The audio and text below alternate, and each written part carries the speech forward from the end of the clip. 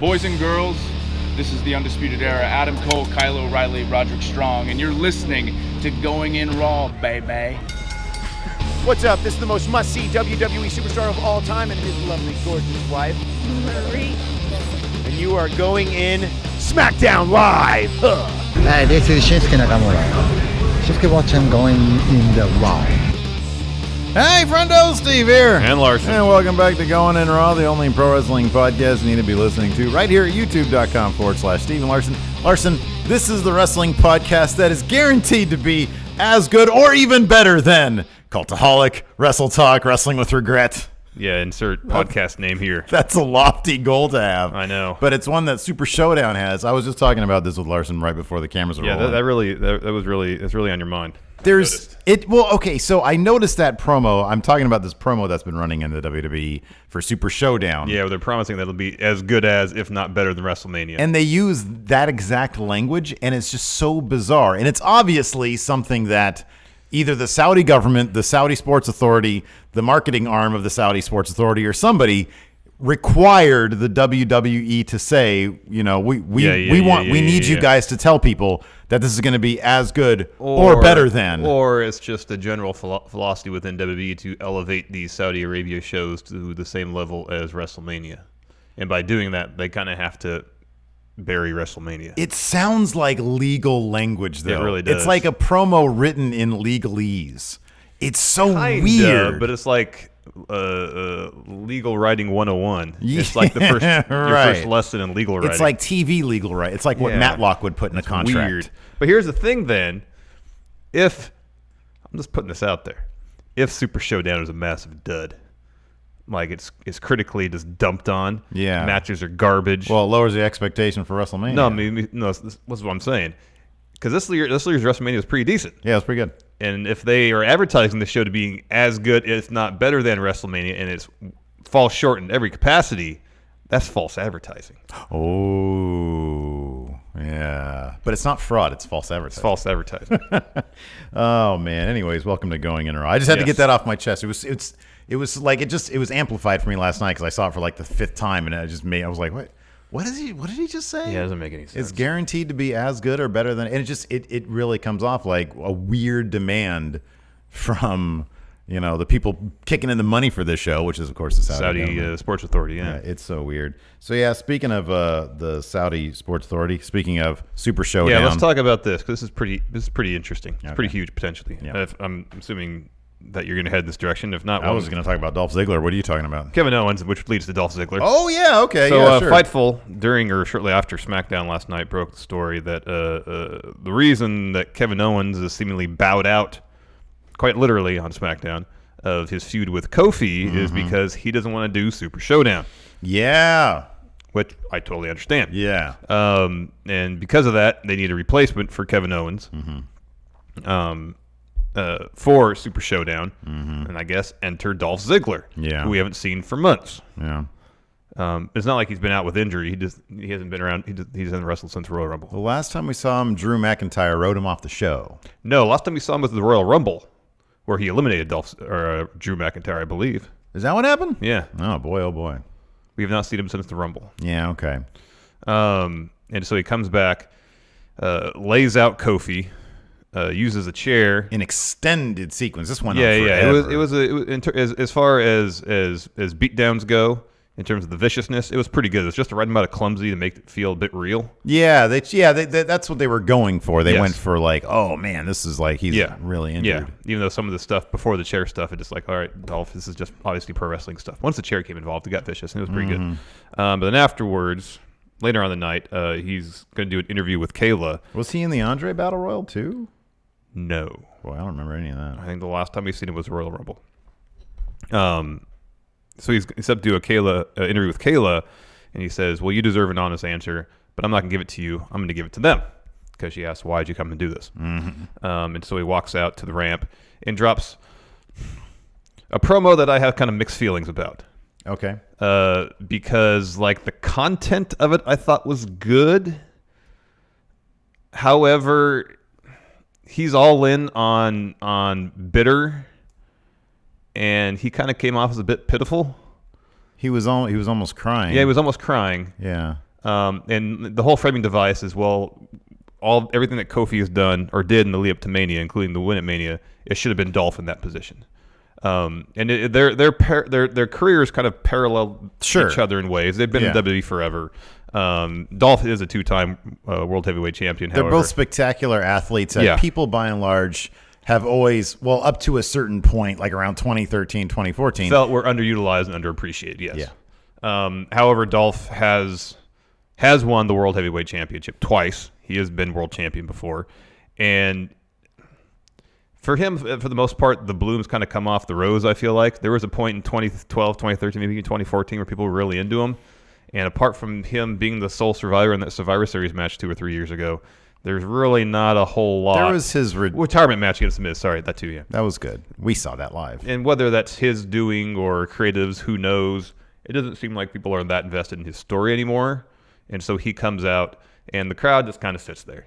Yeah, that crowd died for that. I had thought today, if there's anybody else in WWE who's had roughly the same kind of career path as Kofi, and there's really not, but someone who's been around for a long time, who's been underutilized. Again, Dolph is probably the closest, but if you want to, this is me just talking because I'm a pretty huge fan of the guy. Cesaro? Him, or I was thinking, what if Johnny Curtis showed up out of nowhere?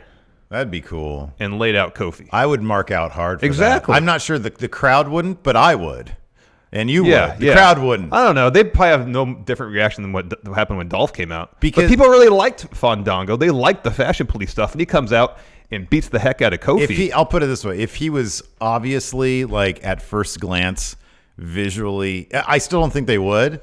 But you'd try to get that message across if he was in jeans and like a cool shirt. Oh, I was like, he's not gonna come out in the Fandango stuff. And then I don't know, he like shaved his head like Corey Graves did or something that, you know? Yeah. If he looked completely different, then you could maybe. But I mean, to think that Fandango is gonna come back from injury and challenge Kofi Kingston, there's like I love the idea. I think it'd be I just think that the crowd would just die. No. But they were already dead last night for Dolph. Yeah. So, I don't know. I'm a big fan of Johnny Curtis, so I think he's great. I think awesome. it'd been great. I think it'd been fun. It'd be something different. Give a quick shout out here to Chase Bowder. We got a new YouTube member. You can take a look at our bonus content. We put up 5 bonus episodes every single week.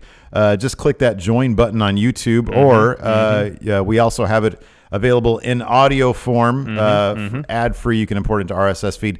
That you can do through the Patreon at patreon.com/Stephen Larson, $5 a month. You get 5 bonus episodes. They're delivered in both video and audio, straight to your podcast app. But anyways, I don't know. I still have a soft spot in my heart for Dolph. I really liked him in 2012, 2013. I thought, who didn't? Great. Everybody did.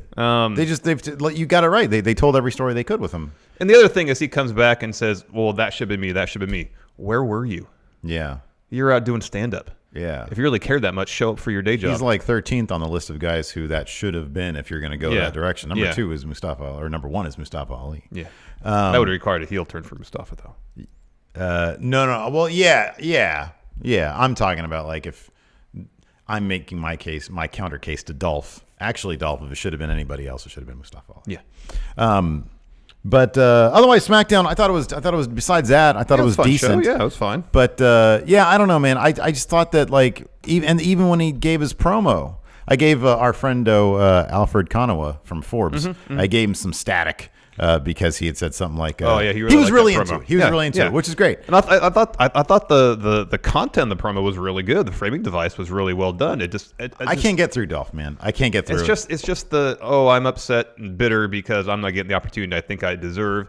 And contrast that with Becky, who was like, "You took opportunity from me." Chris Pena says it should have been Luke Harper. Oh man, you're totally right about that. But he can't do a Southern accent. Exactly.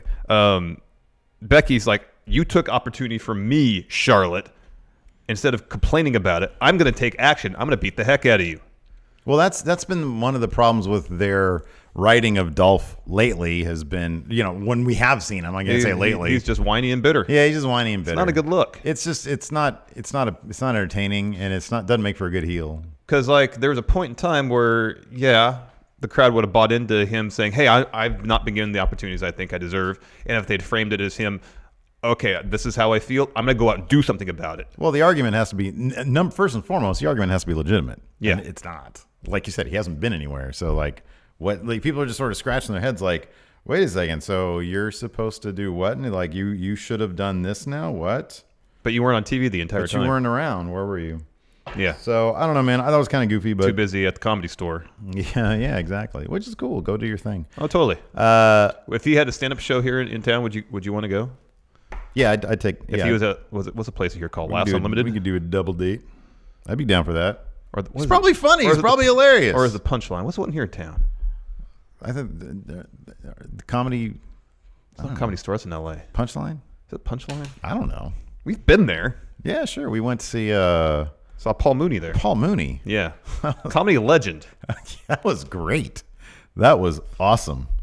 That was great. The man who wrote that epic SNL skit with Chevy Chase and Richard Pryor. One of the most controversial bits of comedy ever. And, of course, from Chappelle's Show. Oh, yeah. Both. Laughs Unlimited is in Old Sac, I believe. Punchline is the one that we went to. Let's see here. Yes, Punchline. Otherwise, I thought SmackDown was pretty decent. It was a regular episode of SmackDown. Yeah, totally fine. Hold on. I'm going to check I put up a poll. I think most of them, I think it was like overwhelmingly yay. Y'all love your SmackDown, man. It's by and large the more enjoyable, the two shows. It's funny because I do believe that, I don't know, maybe our community is just sort of reflective of us because we're always big on the SmackDown train. But SmackDown is always, like, generally, I actually thought that Raw was pretty darn good this week. Yeah, I thought it was But fine. Raw has booked themselves into such a perception hole Yeah. of like, oh, it's a 3-hour chore. It's the impact of WWE at this point. Yeah, kind of. But yeah, 45% of you liked SmackDown. Only 5% said nay. Of course, we had Big E's return too. That helped things. Oh, man. Somewhere in between was 18%. Don't plan to watch was only 20%, so that's cool. That's good. Yeah. So, yeah, we'll see how the ratings are on it. Yeah, that'll be interesting. Raw's ratings were up a bit. Even though the third hour is still down. Yeah, but it was down. It was like, what, 2.3? Something like that. That's these days, it's pretty good for a rebounded third about hour. 400,000. And you know what, man? The If they low. keep up, I thought that Raw from hour 1 to hour 3, I thought it was a fairly compelling episode. I thought that the specter of Brock Lesnar, they sort of played with that a little bit on SmackDown also. I thought there was some really good stuff. Let me bring up, I don't even have your notes available. Well, they're there. They're available to you. I don't. Anyways, the show kicks off where Shane backstage, he's on the phone talking to somebody, and walks Elias, and immediately he starts making excuses why he lost at Money in the Bank. He was focused on his performance, got his eyes off the prize of defeating Roman Reigns. He thought Roman was already out of the equation thanks to taking a guitar shot to the back. Yeah, he was too in the performance, too moved by his own music that I guess he was distracted by the crowd because they weren't giving him the reception he thought he deserved, that being standing ovation. And like throwing roses at him and stuff like that. Yeah, well, that he lost, but he said he wants to be in Shane's corner for his match against Roman at Super Showdown. Shane says, "It's cool. I don't need you there. However, I will be in your corner tonight for your match against Roman Reigns." Mm-hmm. Yeah. In the arena, New Day music hits. Kofi Kingston and Xavier Woods walk to the ramp. And they say, well, here's Big E. He's back. Yeah. And someone walks out with like a curtain over them. They pull the curtain back, and it's not NWO Big E. It's not Big E, yeah. They said, looks like Big E was put in the dryer. Yeah. Decidedly smaller Big E. Yeah. Little E. Yeah.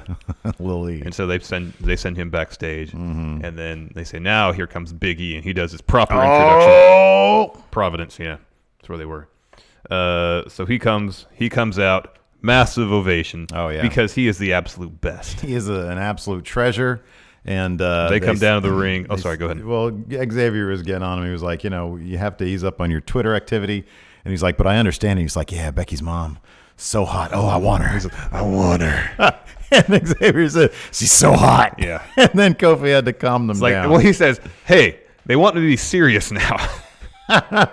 So we got to be serious. It was all great because Big E was pulling his straps down from his ring gear, with, showing off his massive pecs. Oh yeah. And then when Kevin Owens comes out. He goes over they have presents and balloons and a sign and stuff. He goes over when the presents start eating the wrapping paper off it. Gosh, I've missed him. I know. He hasn't even been gone that long, but 6 weeks. I know. He is such a, and it just, I don't know, man. I never want them to break up, but at the same time, I really want Big E to like be world champion guy also. I want him to also be. I think that he could flourish as a singles guy. I really do. Hell yeah. I don't know how to get around that though. He's the absolute best.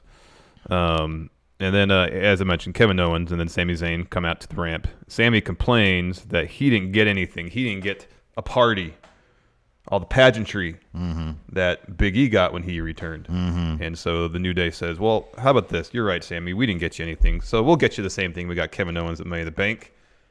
Nothing. This causes Kevin Owens to just turn around and walk off. Yeah, that was kind of interesting. I liked it, but you kind of have to wonder, is there more to that? Like, he goes in there, hey, Vince, I don't want to do Super Showdown. It's like, it grosses me out or something. And the other guys don't have to do it. I don't want to do it. Like, at this point, I love it. I love when guys...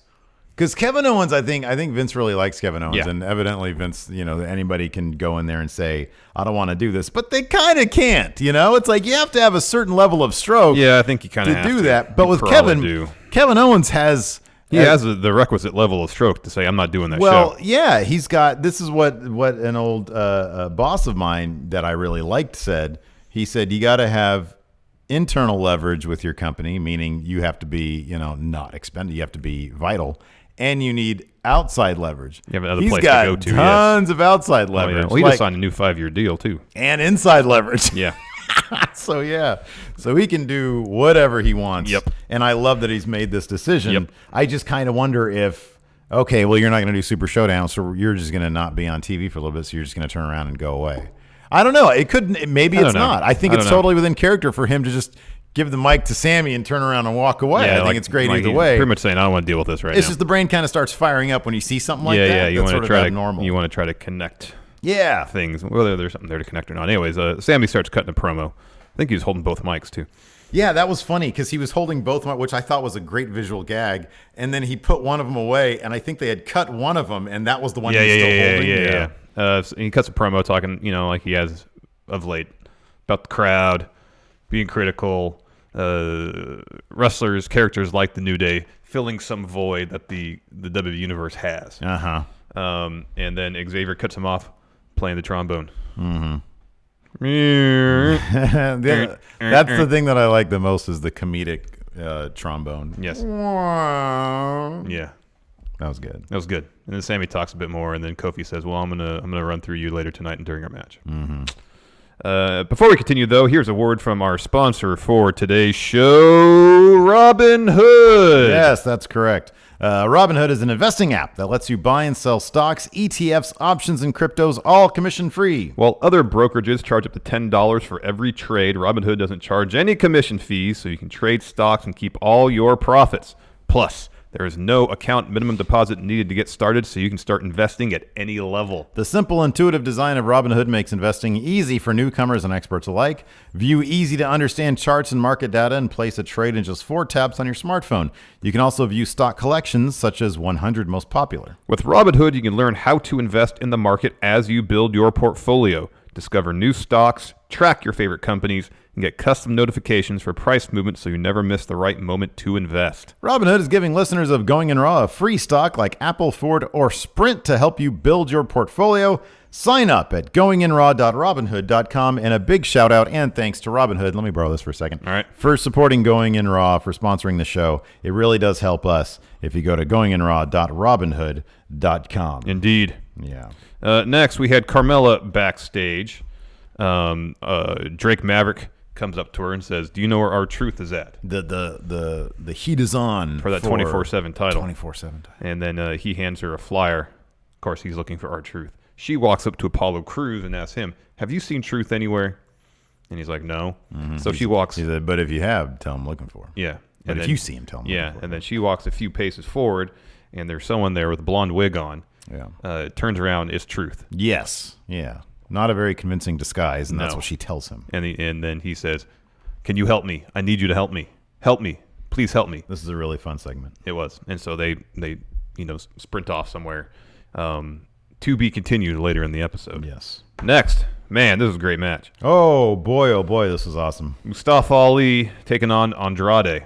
I don't mean to just fast forward to the end, but how about that execution style double knees to the back of his head? He's done that before, but not in This, he just draped the dead body Mustafa Ali, head resting against the turnbuckle, like the turnbuckle was a pillow, and just fired into him. Yeah, man. Holy. Between that and when he just pretty much picked up and threw Mustafa Ali into the timekeeper area with seemingly no regard where he was landing. And so much of it had to do with, number one, Andrade superhuman for going through what he went through and still keeping this violent streak to him.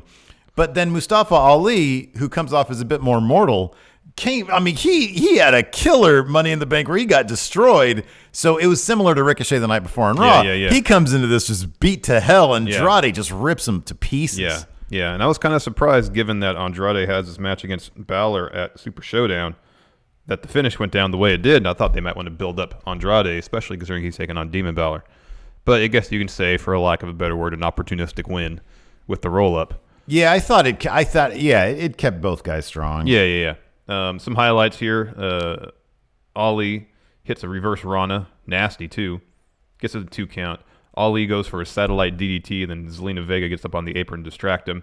A little back and forth there. Ali jumps, eats a vicious drop kick from Almas. Eventually, though, Ali does hit the satellite DDT, follows up with a suicide dive, and then a tope. That was pretty cool. Shortly after that, Almas knocks Ali off the apron into the barricade.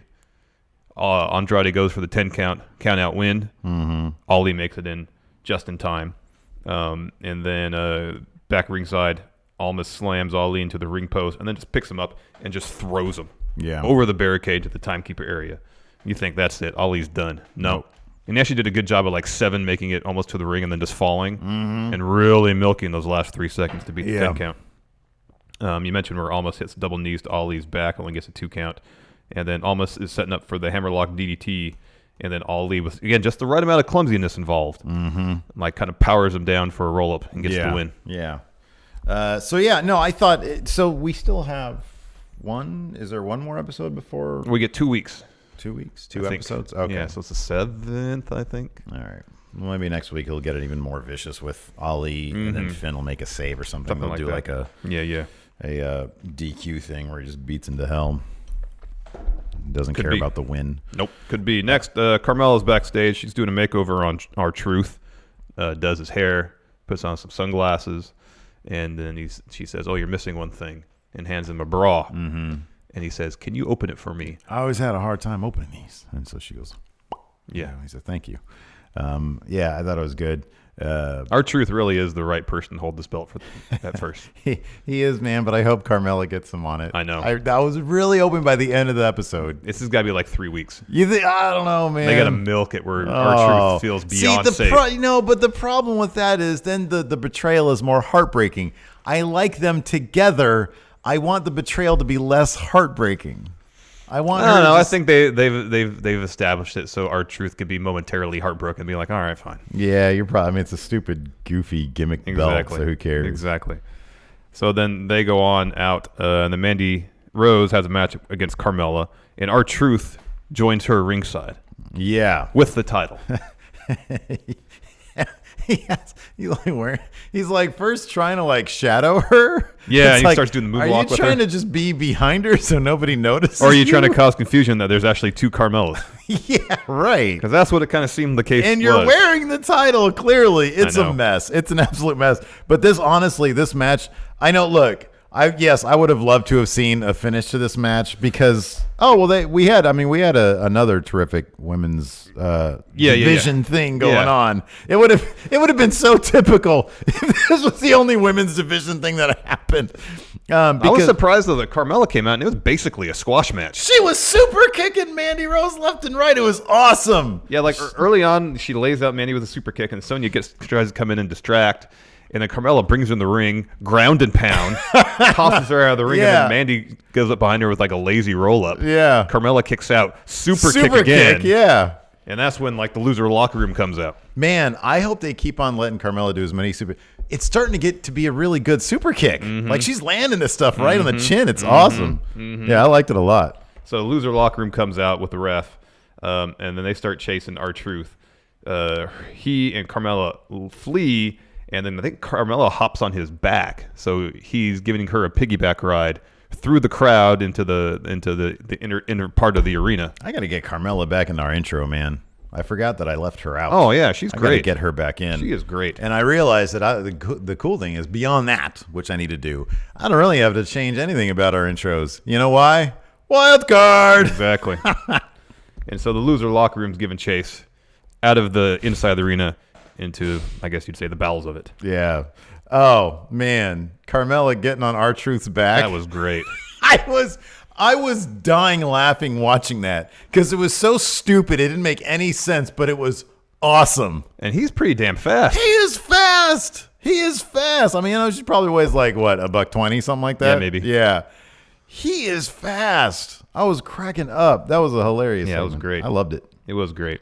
Next, we had a Bailey interview where she said, she's essentially left the hugging behind. Yeah. She's there to be a champ. Yeah, but the car dealership guys are going to stick around, I think. She still has those, right? The what? The car dealership guys. Oh, the wacky, wavy, inflatable tube men. Car delership guys. Yes, car Or dealership maybe guys. Mattress Center.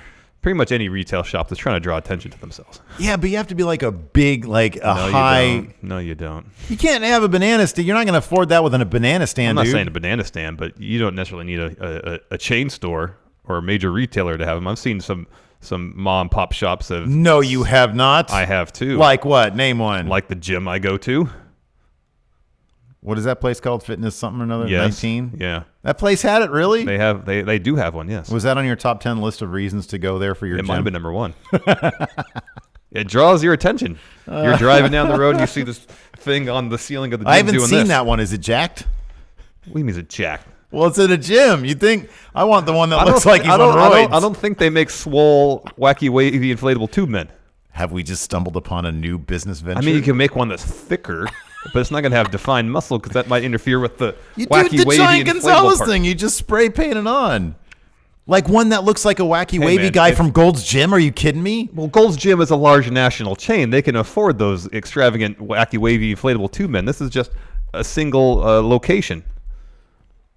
They can just I'm draw impressed. it on. I'm impressed that no, because when you don't have the air in it, it's limp. Yeah, but you can see where its head is, where its face is, and then you can just go down a couple inches and draw some pecs. But here's the thing: when it's limp and you do it and you mess up when it's inflated, it's going to look like garbage. You know what your biggest problem is? You need to think about can do, not can't do. That's your biggest problem. No, I think sometimes you need a healthy dose of can't do. Sometimes you're Lars off, not Lars on. That's fine. I'm fine being Lars off. Because I think sometimes it's necessary. There's a reason that I throw cold water on things, and that's because it usually requires or demands that cold water be thrown on. It's because you're a bummer. What happened next? Sometimes you need bummer in your life. Anyways, more Truth and Carmella. They're running backstage. They briefly go in the women's locker room. You hear shrieking. They run back out, and loser locker room gives chase again. Yeah. It was great. I love that stuff, man. Then we get a quick shot of Elias. He's just hanging around backstage, waiting for Roman to show up, just kind of riffing on the guitar. Yeah. Just killing some time. I've been there before. Yeah. No, it's good. See, that's good. Trey Saunders here in chat. Jack Daddy, wacky, waving, inflatable arm tube, man. I think I'm onto something, dude.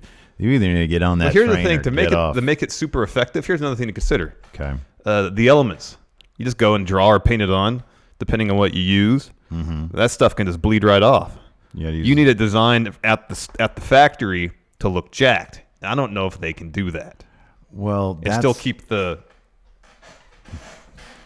stuff. I don't really see a lot of strongmen doing this stuff anyways. You know, usually they're very stiff and they're like, oh, like that. Again, the mechanics of the wacky, wavy, inflatable tube man, I don't think can let them stand like this and then suddenly.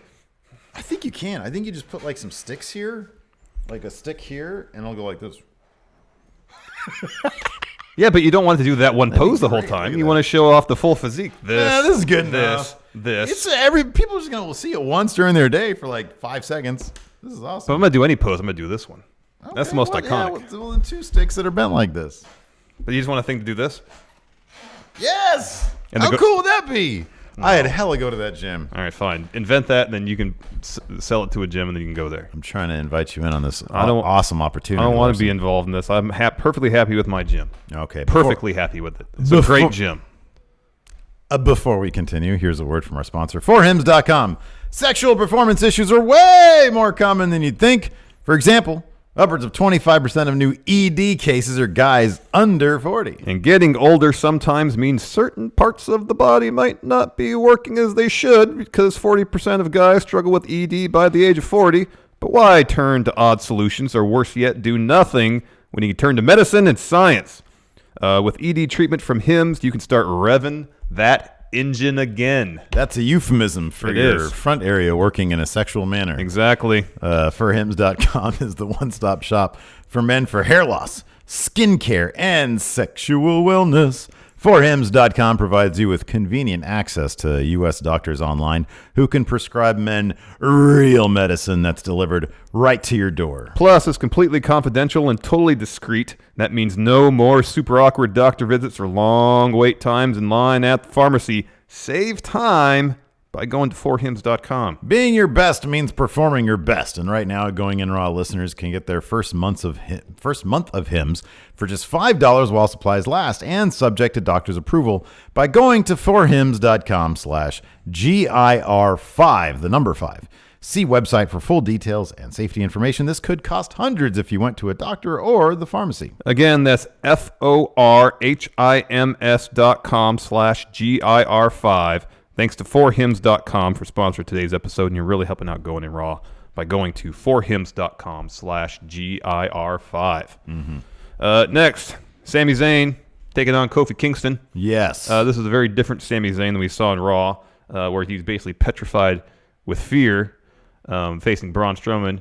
He came out to this match seemingly very confident, very casual. Yeah. There was probably a reason for that. Before the match starts, we go backstage, and Big E has been laid out. Someone has done something to his knee. He says Kevin Owens. Yeah. And who am I to not believe Big E? Yeah. No, definitely a trustworthy source of that. Exactly. Xavier Woods is tending to him. Kofi goes up to check. Xavier says, go handle your business. We'll take care of this. Commentary later on would say that Big E, along with Xavier, were taken to a medical facility for evaluation. I love this, man.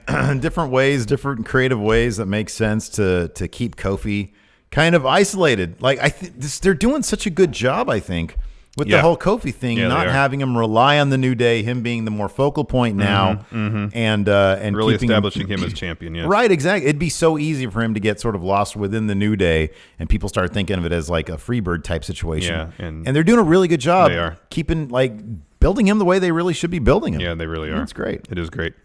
Match happened. It's a good match. Finish saw Kofi go for Trouble in Paradise. Sammy got out of the way, set him up for a Blue Thunder Bomb. Kofi countered and then hits Trouble in Paradise for the win. Pretty much as soon as the bell rings, Paul Heyman comes down to the ramp with briefcase. He's like, he's so like cartoonishly villainous. I know. He's like tapping the briefcase. And we're all thinking, fool, Brock Lesnar is not showing up on SmackDown before that He's Fox not deal. Working 2 nights in a row. Get out of here. Get out of here with that. So he's there tapping the briefcase, being cartoonishly villainous. And then you hear a upswell from the crowd. Dolph Ziggler attacks Kofi from behind. Kind of twists him up in the corner. Puts his fingers in his eyes. Down to the announce table area. He puts a chair around Kofi's head and just rams him into the announce table. Yeah. Then that always looks. How do they fake that? It always looks terrible. I mean, I don't know. I'm sure they're professionals. Yeah, they know what they're doing, but still, yeah, it's it always looks really bad. Yeah, so Dolph is separated from Kofi, but he hasn't had enough, so he goes back down there, puts the chair around Kofi's head again. This is one that really freaks me out, and then stomps on the legs. Yeah, to like close the chair. Yeah, like how do you avoid not hurting somebody in that instance? I don't know.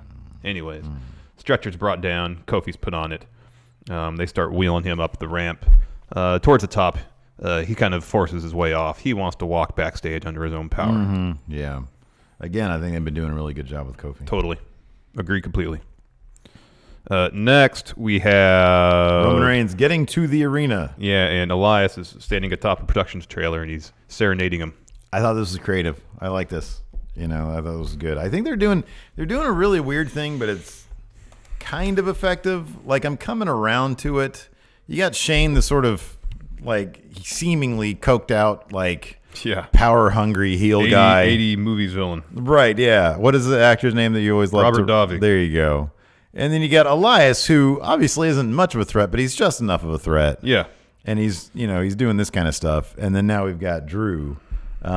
It kind of works because, like I said before, you need a lot for Roman. You need either a lot of beef or a lot of people. I don't know what. He needs to overcome odds. It's difficult to stack the odds against Roman because he's Roman. Because he kicks out of everything too. Yeah. Anyway, song ends. Roman just walks in. Would you rock that hoodie that Roman was wearing? The Roman hoodie? No. Just because it's a Roman hoodie, because the design was no good. No, I'd wear a decently designed Roman thing. Okay. I thought that the best thing that they ever did for Roman was the one that you hate, the Undertaker Roman thing. Oh yeah, I didn't like that. I mean, it was a fine illustration. I just didn't want it on a shirt. See, that to me, I don't understand the delineation there. Because it's any awesome illustration. Oh, you're just talking about the comfortability aspect. That's part of it. Yeah. What if it was done in the acid removal? Well, it thing? might have been more comfortable then. Yeah. But still, I don't know. It's more just because I appreciate the quality of an illustration doesn't mean I want it emblazoned on a shirt. More often than not, I can't think of an illustration that I saw. I was like, oh, that wouldn't look good on a shirt. Good illustrations, in my opinion. This is me. I think always look good on shirts. Like, what is that iconic Spider-Man cover that Todd McFarlane did? You know what I'm talking about? Yeah, sure. They sell that at Target, I think. Yeah, I have one of those. Yeah, I like that a lot. Fit weird. I just still wouldn't want it on a shirt. It's just too much for me. Oh man, no, I bought that on a shirt. Well, good. I mean, that's fine. That's just how I am. Yeah. But yeah, there was a lot of silk screening on that shirt. It was way heavy. That I understand. It wasn't comfortable. That I totally understand. That's part of it. But also, I'm not into certain illustrations. Like the Black Craft cult shirt that I have with like the big skeleton guy that Alabama gets freaked out over. Oh yeah. I love it. It's like a goofy illustration like that, but I love that kind of stuff. And that's the kind that has like the acid takeaway from it whatever it is. So it's lighter weight. Yeah. Yeah, that's fine. Anyways, next we had a tag match. Lacey Evans and Charlotte taking on Becky Lynch and Bayley. We had a Becky and then later on Bayley interview at Gorilla. See, this one, let me ask you something. I know it's wild card rule. Maybe it helps Lacey Evans. I just feel like there's a lot of talent that, like, in this particular situation, Lacey Evans being there, I think just was not necessary. Like, keep that feud on Raw, and you're good. Like, have a different heel come out to team up. No, with I agree. Charlotte. It's this situation where you got the same 4 or 5 stories dominating both shows, and it's too much. Yeah. Yeah. That's the one thing about the wild card rule and getting rid of the brand split that worries me is that you're gonna have just the same stories dominating all the shows. Mm-hmm. I mean, given that you have, I don't know how many segments we have all together, like 20, including matches and segments. Like, having between 4 and 6 like overlapping talents. Mm-hmm. It's just, I don't know. It's a lot. It's a lot, and especially when they dominate every episode. Things got a bit chippy between Becky and Bayley, just a little bit in this interview. And Becky's making it plainly obvious that she wants that SmackDown title back. Because what happened is Bayley says, "Yeah, I got this title, but Bayley 2 belt sounds pretty good to me." Yeah, I like it, man. I like that they've adjusted. Mm-hmm. They've adjusted with her. Mm-hmm. Fun match. Towards the end, Becky puts a disarmer on Charlotte, and then Lacey Evans breaks. Oh, what I loved about this. So the first 2 women in the ring, the legal women, were Becky and Charlotte. Mm-hmm. As soon as the bell rang, Becky sprinted over to Lacey Evans and started beating the heck out of her. Yeah. That was great. Yeah. No, that was good. I like that. And early on, it was like there was this back and forth between everybody involved. Even in the ring, things got a little chippy between Becky and Bayley when Bayley kind of pushed Becky's side so she could start beating up on Charlotte a little bit. Mm-hmm. Anyways, finish saw Becky put the disarmer on Charlotte. Lacey Evans breaks up with the woman's right. And then Bayley pins Charlotte with a cradle. Yeah. So 2 weeks in a row that Bayley has defeated Charlotte, or 2 shows in a row. Yeah, yeah. So we'll see how that turns out. I was literally just about to ask, who are they fighting at Super Showdown? Womp womp. They don't have to worry about going on events and saying I don't want to be on that show. Yep. I am actually kind of curious about that. Like what the headspace is. If they're like morally, they're like, I don't want to do that show anyways. If the Saudi government and WWE came to an arrangement, we are cool having women perform. Yeah. If what the headspace would be for the women competitors, I'm sure some would be like, oh, I'd love to make history, and some would be like, I don't want to. Like morally, I find that objectionable. Yeah. I don't know. I'm kind of curious. Yeah, I wonder what the lines would be. Yeah, no, I mean, I imagine in terms of where the line is, it's probably not too dissimilar amongst the men's locker room. You're probably right. Yeah. Where some people are, will look past, some of the human rights. Some people just want a payday. Issues. Some people, accept the good payday and a trip over there. Yeah. And then some people would morally might take issue.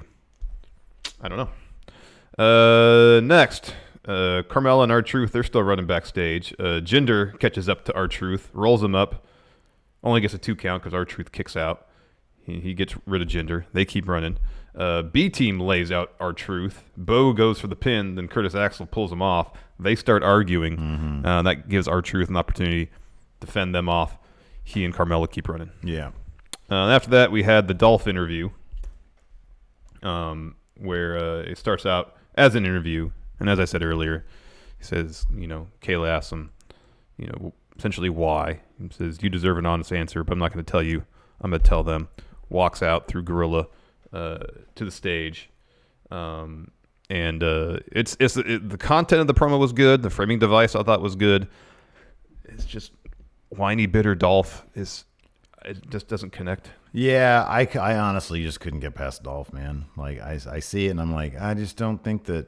I don't know if maybe he's been taking a lot of acting classes. I just didn't see any difference from any other Dolph promo before. I mean, he tried to cry. That's the only difference I saw.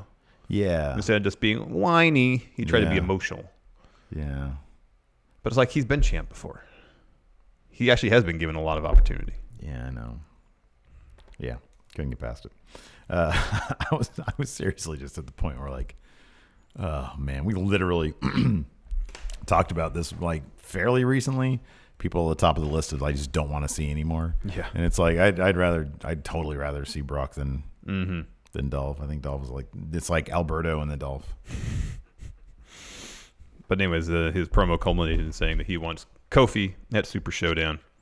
Yeah, hopefully Dolph's gonna get a big payday for that. Yeah, good for him. Yeah, and hopefully this is just a kind of a placeholder stopgap feud.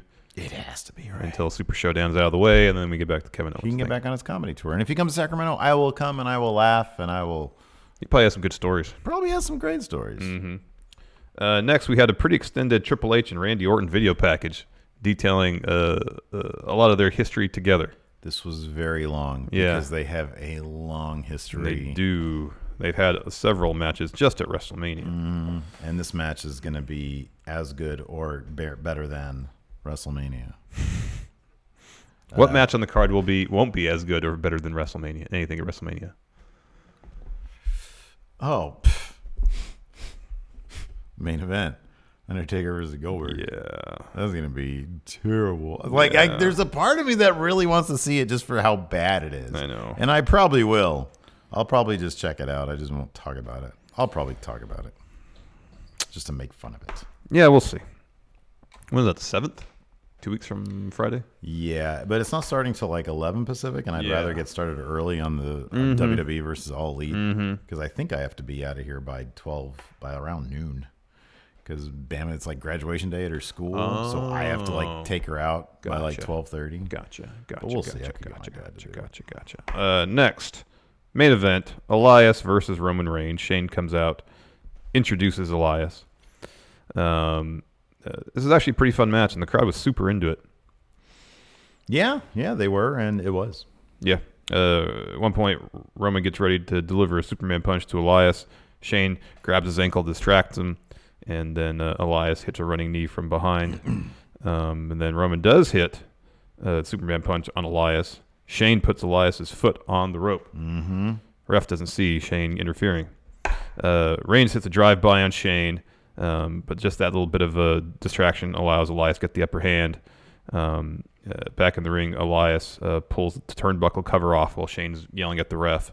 The ref realizes what Elias is doing. He goes over to fix the turnbuckle, gives Shane an opportunity to put the guitar in the ring. Elias picks up the guitar, about to hit Roman with it. Roman hits Elias with the spear for the win.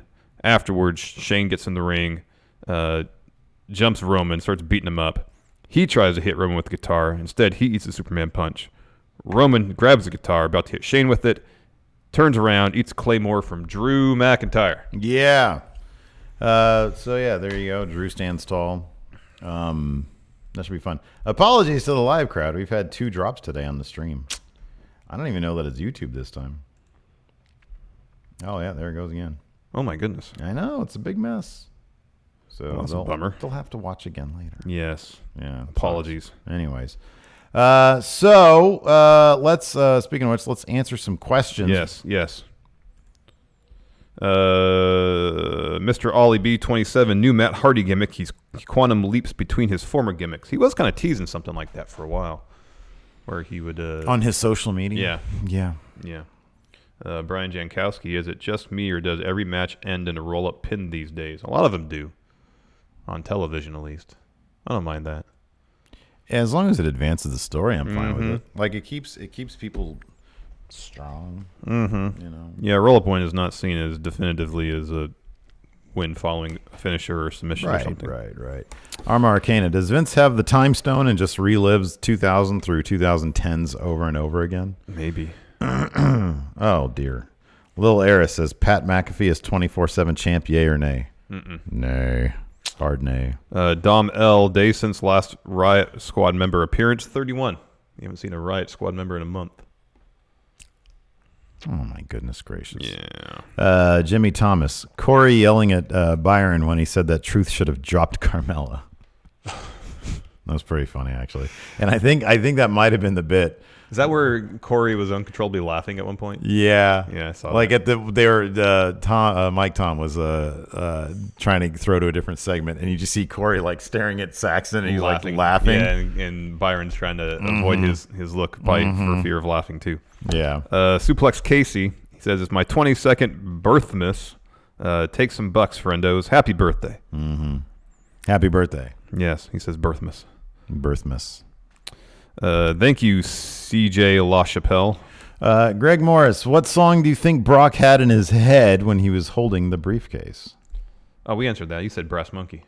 Brass Monkey or Paul Revere. Well, I just saw Brass Monkey, but it's probably some 80s rap, hip-hop stuff. I don't know if Brock is... Yeah, I'm going to say it was probably some Waylon Jennings. Oh, no. He probably listens to new country, man. Ew. Toby Keith? Yeah, he doesn't listen to outlaw country. I don't know. Oh, God, you're probably right. Yeah. Toby Keith. Kuya Paul. Is Toby Keith even still around? I think he still does music. He had a chain of restaurants for a while. I know that, yeah. Kuya Paul says Fitness 19 is a chain. Got one near me. I thought there might have been 2 in the area. I didn't know it was a nationwide chain. Wow. Shows what I know. There you go. Mom and pop shop. Richard Ely says, great segue, limp inflatable men to 4 hymns. There you go. Yeah, we missed that, huh? Jeffrey Nguyen, says Brock would have worked 3 nights in a row if he had showed up to SmackDown. Dan Boss says, if she's not a hugger anymore, why does Bailey's Tron say hugger and she still comes out with the buddies? She's still working on her graphics. Yeah, that takes time. It's a process. You can have a change of philosophy at a moment's notice, but you can't change your entire presentation right in the same time frame. They should just put like a not hugger. Yeah. Not. No more hugs. No more hugs. No hugs. Let's see here. Alex C. Oh, sorry. Go ahead. Nathan, if WWE ever had a 2-man power trip type team with the women's singles and tag titles, who would you pick to be the 2 women? Say Becky and Alexa. I think they could have a really fun chemistry. Somebody posted like a video of them during the commercial break, and Alexa offered up her coffee to Becky, and then Becky stepped back and did this. Oh, that's funny. It was funny. It was a cute little moment. Pretty funny. I'm going to say Becky and Alexa. That's good. Alex C. just says here, Brock always struck me as Metallica kind of guy. I don't know. like I could see superficially maybe, but then like hearing him talk on the Stone Cold podcast about like not liking people and being on his Here's the thing, ranch. like, granted, I've been to South Dakota quite a bit. He grew up in South Dakota. I kind of have a general idea of what's on the radio waves. Mm-hmm. I don't believe I've ever heard Metallica. There's a lot of Christian music stations, Sure, and a lot of country. Yeah, that might not have necessarily been the case in the 80s. Mm-hmm.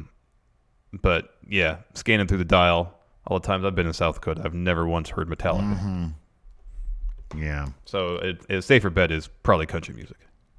I would think so, yeah.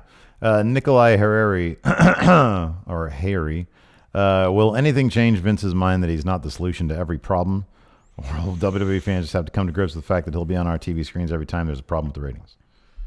I don't think anything will ever convince him that he's not. I think, or at least that he doesn't have the solution within him. I think any alteration to his involvement in WWE is going to come from shareholders or something like that. I don't know. Alto, Truth goes to random school to hide and seek help from Little Jimmy, only be rolled up and pinned by Nicholas. That'd be cool. Nicholas, 2-time title holder. WWE. I like that. That's good. That's a good idea. Therthabata. Should whomever Brock cashes in on deliver a low blow to Brock as soon as the bell rings to get themselves disqualified and retain the title? Uh-huh. Yeah. I mean, Totally. if you want, like, yeah, story-wise, character-wise. Although Kofi's story is overcoming all the odds. I'm taking this challenge on. Yeah. But if you want to be smart about it, then sure. Yes, totally. Totally.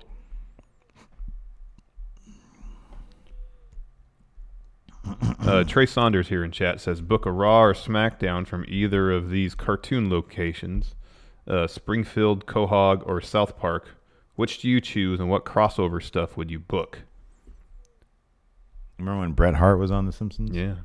Oh, Transferring Heat podcast says he talks about his favorite music is AC/DC, Metallica, and Old Country. All right, there you go. Oh, he is a Metallica guy. Alex C. knows all. No, this is Transferring Heat podcast that said that. I know, but Alex C. said he comes off like a Metallica guy. Yeah, I guess so. Maybe he heard Metallica in college in Minnesota.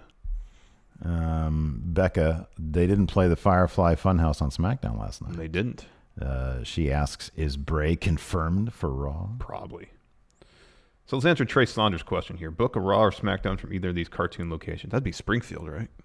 Well, I'm not a fan of Family Guy no. or I mean South Park's all right at times. The funny thing is, like, for either show, I can take in small bits. Yeah. I've not been able to watch like a full episode of South Park, which is funny because like when we were in college, it was like all the rage. Yeah. But and then Family Guy, same thing. Like I find some of it funny, but I find a lot of the comedy lazy on that show.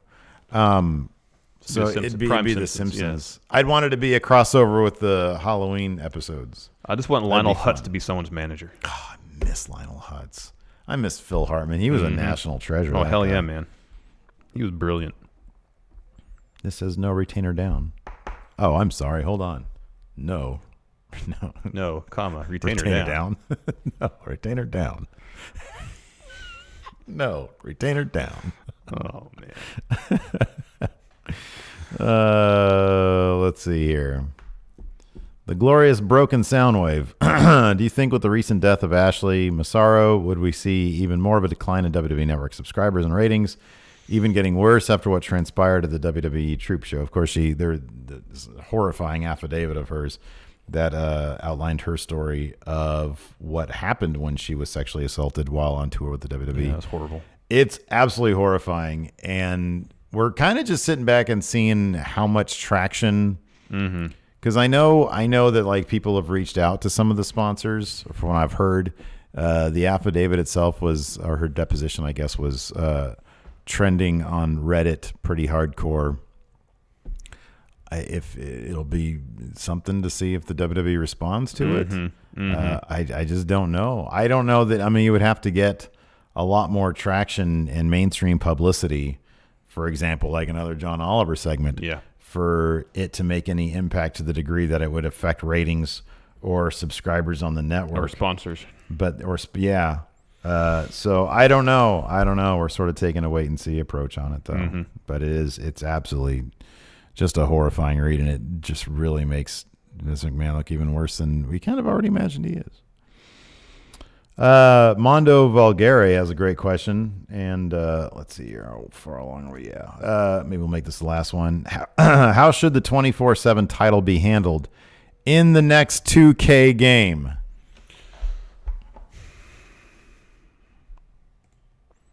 Well, I guess if it's actually in the next game, which at this point probably won't be, it's probably too far in the development process to include it.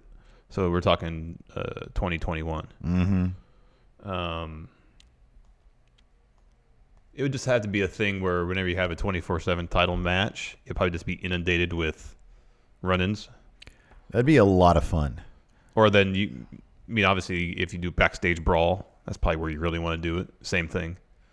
Just a lot of run-ins. It would be really cool if like they would give that like a 24/7 custom match where exactly what you're talking about would be happening. I think it'd be awesome. We got a new member here, Beaterman. Welcome. And what do we have on tap for Overrun? Oh, I'm today? looking into that right now. Right now. Cool. So we don't know yet. No, but it's going to be good. It's going to be damn good. So yeah, here we go. We're going to go into our bonus episode. Yes. I want to say thanks to everybody. You can check out the bonus episode on the Patreon, patreon.com/Stephen Larson. And then, and if you're in Vegas this weekend, or click the join button on YouTube. And also this weekend, we're going to be in Las Vegas for StarCast 2 for Double or Nothing. We're going to have, I think it's called the Collector's Corner, is the vendor's area. Yes. We're going to be there. We'll have a bunch of merch. We'll be taking pictures. I will be putting my arm on people's shoulders. And it's going to be a lot of fun. And then, of course, Sunday. Oh, and we can announce this also. Friday, 1 p.m. at the Tuscany Suites and Casinos. On the podcast movement stage. On the podcast movement stage, we will be joining Cultaholic and doing a live Straight to Hell with, I'm going to call him King Ross. Yeah, cease and desist coming my way with Ross. That should be a ton of fun. Yeah, that's going to be great. Looking forward to that. Can't wait to do that. And then on Sunday, 11 a.m., the very first time we ever do a live podcast in front of a studio audience. Correct. That should be a lot of fun. Looking forward to seeing all of you there. Hopefully have at least 10 people in the audience for our show. We'll see. That's what we're aiming for, 10 at the very least. Yes. So thanks, everybody. We appreciate it. Till next time, we'll talk to you later. Goodbye. Be a part of Going In Raw today at patreon.com/Stephen Larson. Starting at $1 a month, you can enjoy Going In Raw ad-free, gain access to the daily 30-minute Going In Raw post-show, exclusive merchandise, and so much more. Support Going In Raw today. Click the link in the description.